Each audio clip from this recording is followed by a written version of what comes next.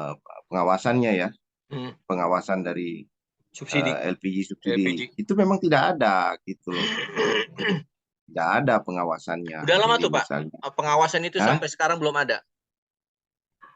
Nggak ada lembaga yang mengawasi, Oh gitu. Dari, nggak ada. dari, Ya dari pihak SDM, Pertamina. Pertamina pun nggak ya ada. pengawasan sendiri, jadinya kan nggak bisa begitu. Oh iya iya iya. Nggak ada badan Jadi kalau independen sendiri ya. pengawasan sendiri yang nggak bisa. Dan ada sebetulnya program-program untuk melancarkan jalur distribusi ini seperti digitalisasi yang dilakukan bersama Telkom itu, Hmm. ya itu tidak berhasil ya, Hmm. dan tidak menjangkau bagian ini, sehingga sebetulnya LPG subsidi ini relatif tidak ada lembaga yang mengawasi, Hmm. mekanisme pendistribusian, karena bisa terjadi kerancuan di semua tempat ini kan, di penyediaannya, distributornya, di macam-macam, sampai tadi yang masalah terakhir banyaknya LPG oplosan dan lain sebagainya dan lain sebagainya. Itu yang jadi perkara besar. Nah, sehingga ini memang perlu adanya satu mekanisme pengawasan yang kuat. Karena ini menyangkut APBN 117 triliun. Iya. Kok bisa 20 triliun itu ya. dilepas-lepas begitu aja dan tidak diawasi secara benar Hmm. Hmm. oleh oleh negara ya, Hmm. oleh pemerintah dalam hal ini. Bisa aja misalnya seperti ada lembaga seperti BPH Migas, tapi BPH Migas tidak masuk di dalam pengawasan bagian ini. Oke. Padahal LPG itu kan sisa dari minyak, Minyak benar. dari minyak bumi, bukan ya, sisa dari minyak lah, sisa dari bensin itu loh, sisa dari pengolahan bensin kemudian diubah jadi LPG. LPG. Nah, ini tidak ada pengawasan, tidak ada pengawasan terhadap masalah ini, sehingga ya kadang kuotanya jebol, kadang terjadi permintaan yang over, kadang terjadi kelangkaan, kadang juga mungkin terjadi macam-macam apa namanya sesuatu yang di luar hukum ya, pelanggaran hukum dan lain sebagainya yang dilakukan oleh seluruh jejaring distribusi ini, tapi tidak dapat dideteksi gitu loh secara dini, dan karena tidak ada mekanisme pengawasan itu. Nah, tadinya sih saya berharap sebetulnya digitalisasi itu menyentuh aspek ini. Jadi kalau orang membeli LPG yang berhak itu, kelompok yang berhak tadi yang kita bilang itu, kelompok yang berhak itu harusnya yang berhak menerima itu ya jelas gitu loh. Benar. Hmm. Jadi yang berhak menerima siapa, kemudian alat verifikasinya apa, misalnya KTP atau KK, Iya. berapa kali beli sehari kan udah ketahuan. Hmm. Oke lah, misalnya itu jadi persyaratan aja di awal-awal KTP KK, tidak dibatasi. Tapi kan akan ketahuan tuh, orang Memakai dengan KTP yang kebutuhan. sama membeli berapa kali, Hmm. dan seterusnya itu menjadi bahan evaluasi untuk mendeteksi di mana terjadi kecurangan. Dan dengan digitalisasi saya rasa spot-spot distribusi ini terbaca dari pusat, dari sentral. Tapi ini kan tidak dilakukan dengan cukup baik ya oleh oleh pihak yang ditugasin untuk mengerjakan apa namanya distribusi LPG subsidi 3 kg ini. Nah, itu yang krusial. Nah, lalu kemudian apa namanya belakangan kan muncul program konversi Iya. ke kompor induksi. Kompor induksi. Nah, itu kan berarti melibatkan PLN untuk ikut andil mengatasi masalah LPG. Karena LPG ini kan untuk rumah tangga ya, Benar usaha Pak. kecil menengah dan rumah tangga Iya. sebagian besar. Dan itu sebetulnya kalau program kompor listrik ya, apapun bentuk kompor listriknya, itu dikerjakan dengan sungguh-sungguh oleh pemerintah, menyediakan dengan riset, penelitian, menyediakan kompor listrik yang Infrastrukturnya cocok Pak ya. ya. Hmm. Ya, yang cocok untuk aktivitas rumah tangga dan aktivitas UMKM ya. Hmm. Yang misalnya bisa dibawa gerak Kemana-mana. gitu loh, Iya. dibawa kemana-mana. Portable ya. Itu saya rasa apa namanya bisa menghemat banyak Hmm. dari subsidi LPG, karena subsidi LPG udah terlalu besar.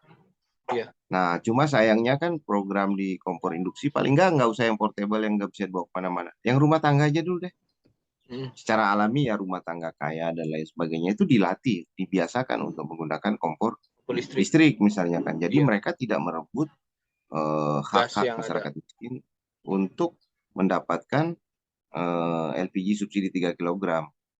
Karena masalah ini pasti akan kacau terus karena semua orang bisa beli dan Oke. harganya Mm. itu jauh dari harga yang sebenarnya. Misalnya Mm. contoh nih Mas, Mm. kita harga bahan baku LPG dari kita kaca aja dari Saudi Aramco ya, Mm. Saudi Aramco. Jadi kalau misalnya harganya sekarang ini 600 sampai $700 per ton ya, Mm. 600 $700 per ton, maka 1 kilonya itu berarti $0,7 $0,7. atau $0,65. Kalau kali 15.000 itu berarti biaya pokoknya aja sudah berapa tuh?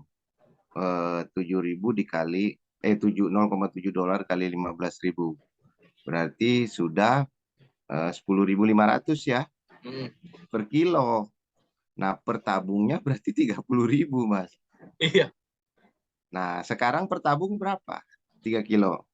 Sekitar tiga belas hampir ribu. tergantung itu Pak, tergantung daerahnya Pak. Kalau di rumah saya daerah Serpong itu sekitar 23 rata-rata. 23.000. Berarti udah Iya. naik berapa kali tuh dari Iya. HET yang ditetapkan pemerintah. Pemerintah kan Bener. menetapkan HET-nya 12.250 kalau nggak salah Iya. per tabung. Iya. Berarti per kilonya mungkin sekitar Dari 3.000 empat 3. ribu ya, empat Iya ribu per makanya kilo. Ya, sementara harga biaya pokoknya untuk memproduksi itu kalau 10.500 berkaca dari harga tadi ya. iya 10 ribuan atau ya 8.000, 9.000, 10.000. Heeh. Nggak sama dengan biaya yang dijual ke masyarakat. Jadi itu yang menyebabkan angka subsidinya menjadi sangat besar. Oh gitu. Nah, Heeh. harusnya itu Hmm. segera dipikirkan oleh pemerintah itu mencari alternatif lain. Hmm. Karena kalau dibiarin terus nggak bakal sanggup.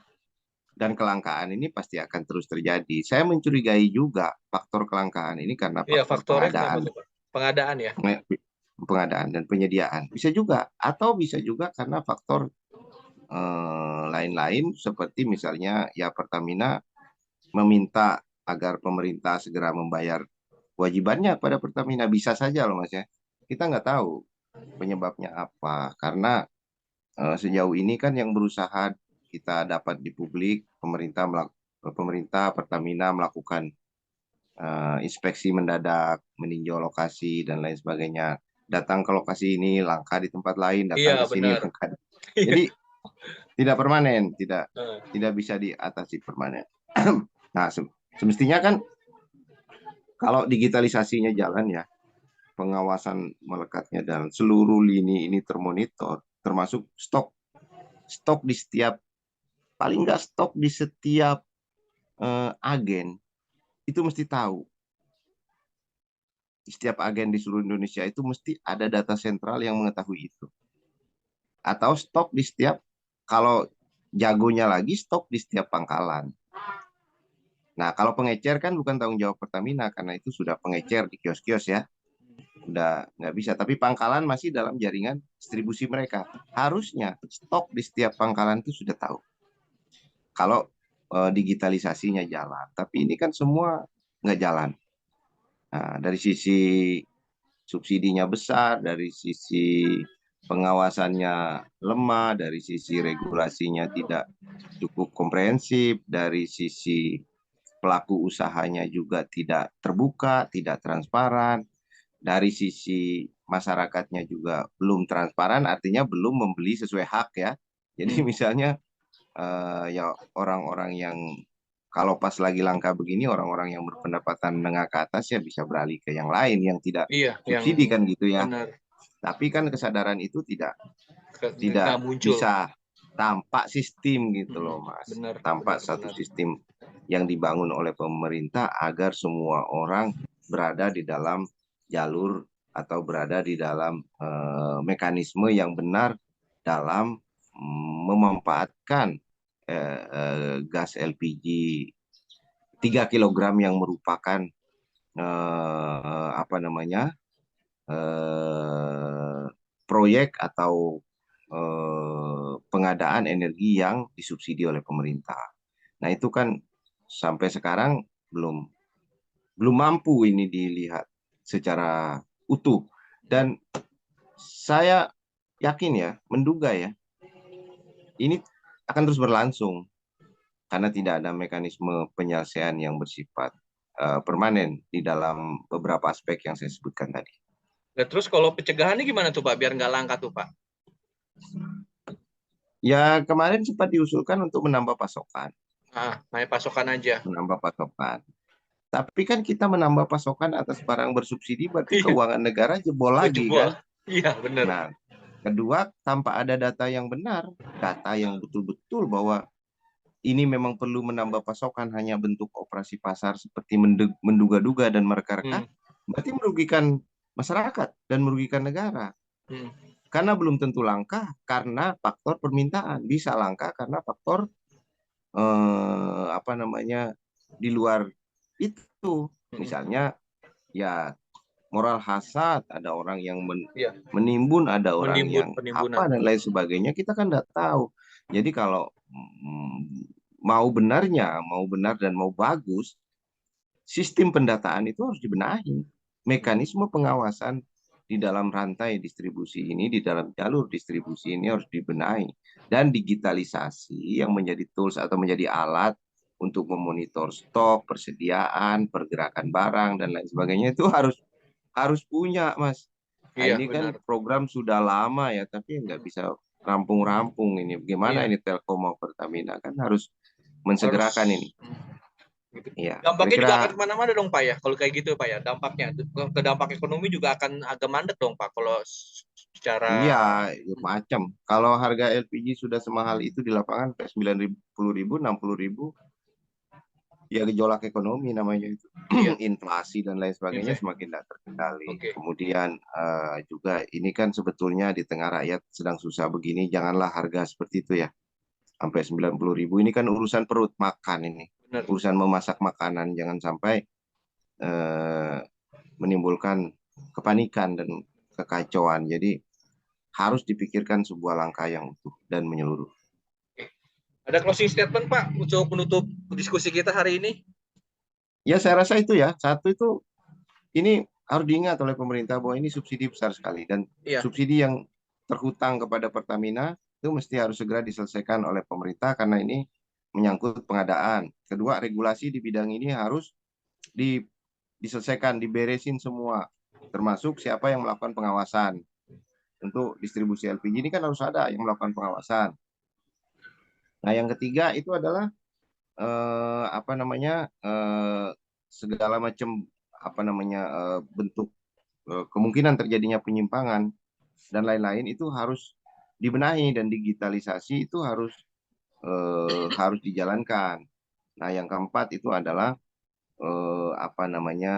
mekanisme untuk mendapatkan LPG ini harus diperbaiki, misalnya masyarakat yang kategori mampu dan lain sebagainya itu harus diberesin itu. Jadi jangan sampai menjadi terjadi seperti ini di mana semua orang yang tidak berhak pun boleh mendapatkan. Ini kan pasti langka, pasti akan terjadi kelangkaan. Nah, yang kelima misalnya agenda untuk konversi melalui kompor listrik dan usaha-usaha di bidang lain dan usaha-usaha transisi lain, karena ini kan menyangkut juga prestasi Pertamina di dalam menyukseskan portofolio transisi energi dia, karena ini kan minyak, Mas. Iya. Jadi kalau dikurangi LPG itu termasuk pencapaian Pertamina di bidang transisi energi. Jadi harus terkait ke sana. Apalagi sekarang ya, perusahaan-perusahaan minyak kalau tidak menjalankan ini bisa kena masalah di kemudian hari gitu loh.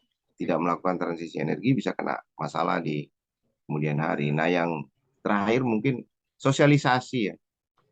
Sosialisasi, bangun kesadaran masyarakat untuk memahami bahwa ini adalah LPG subsidi dan hanya diperuntukkan bagi kelompok yang berhak, dan mendorong upaya-upaya dan inisiatif-inisiatif untuk terjadinya peralihan dari LPG subsidi ini ke non subsidi atau ke bahan bakar lain yang lebih ramah lingkungan.